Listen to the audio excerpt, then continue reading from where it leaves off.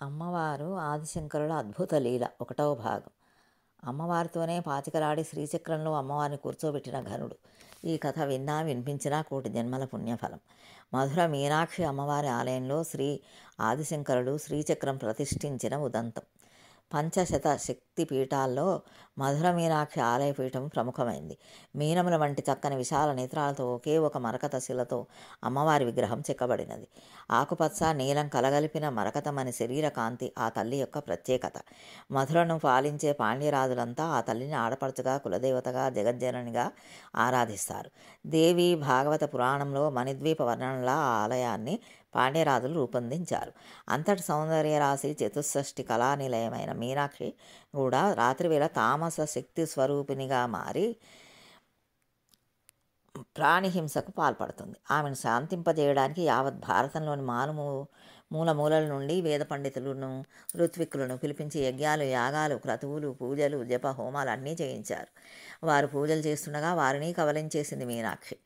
పాండ్యరాజు నిస్సహాయంగా ఉండిపోయి తమ రాచరికపు కర్తవ్యంగా రాత్రివేళ నగరంలో నరసంచారం లేకుండా నిషేధాజ్ఞలు విధించారు. సంధ్యా సమయానికల్లా ప్రజలంతా తమ తమ పనులన్నీ పూర్తి చేసుకొని రాత్రి కాగానే ఎవరి గృహాల్లో వారు బందీలుగా మారిపోయారు. ఆపదొచ్చినా అపాయం వచ్చినా వారికి బయటకు వచ్చే వీల్లేదు.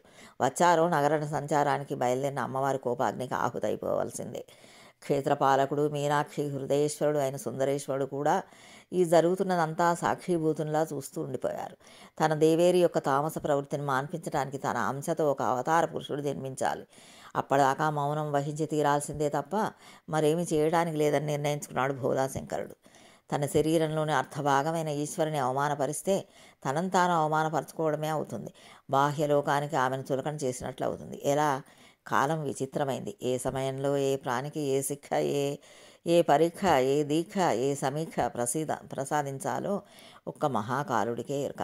ఎవరి వంతుకు ఏది వస్తే అది మంచైనా చెడైనా, జయమైనా పరాజయమైనా అనుభవించి తీరాల్సిందే.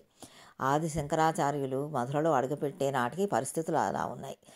పాండ్యరాజు ఆదిశంకరుడు అత్యంత భక్తి శ్రద్ధలతో స్వాగతం పలికి తన అంతఃపురంలో సకల సేవలు చేశాడు. అద్భుత తేజస్సుతో వెలిగిపోతున్న యువ బ్రహ్మచారైన ఆది శంకరాచార్యులు నేను మధుర మీనాక్షి ఆలయంలో ఈ రాత్రి ధ్యానం చేసుకుంటాను అని చెప్పాడు. ఆ మాటలు విన్న పాండ్యరాజు పాదాల కింద భూకంపం వచ్చినంతగా కంపించిపోయాడు.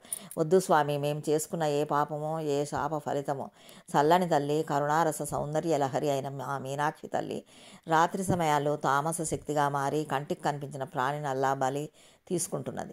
అందుచేత అంతఃపురంలోనే మీ ధ్యానానికి ఏ భంగం రాని విధంగా సకల ఏర్పాట్లు చేయిస్తాను. మీరు ఆలయంలోకి రాత్రివేళ అడుగు పెట్టొద్దు. అసలు అంతఃపురం నుండి బయటకు ఎవరూ వెళ్ళరు. పొరపాటుగా బయటకు వస్తే వారు మర్నాటికి లేనట్టే లెక్క అని పాండ్యరాజు వేడుకున్నాడు. ఆదిశంకరాచార్యులు పాండ్యరాజును శతవిధాల సమాధానపరిచాడు. సన్యాసులకు గృహస్థుల భిక్ష స్వీకరించే వరకే ఉండాలి, కానీ తర్వాత వారు గృహస్థుల ఇంట ఉండరాదు. మేము ఆలయంలోనే ఉంటాము. జగన్మాత అయిన మీనాక్షి అమ్మవారిని మనసారా ధ్యానం చేసుకుంటే తప్ప నాకు సంతృప్తి కలగదు, అడ్డు చెప్పొద్దు అన్నారు. పాండ్యరాజు హతాశుడయ్యాడు. దైవీ తేజస్సుతో వెలిగిపోతున్న ఈ యువ బ్రహ్మచారిని ఇక చూడనేమో అని పాండ్యరాజు ఆవేదన చెందాడు. ఆది శంకరాచార్యను ఆలయంలోకి తీసుకువెళ్ళి తిరిగి అంతఃపురానికి వెళ్ళాడు. పాండ్యరాజుకు ఆ రాత్రి నిద్రలేదు. ఆ యువ సన్యాసిని అమ్మవారు బలి తీసుకుంటుందేమో, ఆ పాపం తన తరతరాలను పట్టి పీడిస్తుందేమో అని నిద్ర రాక అటు ఇటు పచాలు చేయసాగాడు. రాత్రైంది. గర్భగుడికి ఎదురుగా ఉన్న విశాలమైన మండపంలో పద్మాసనం వేసుకుని ఆదిశంకరాచార్య ధ్యానంలో కూర్చున్నాడు.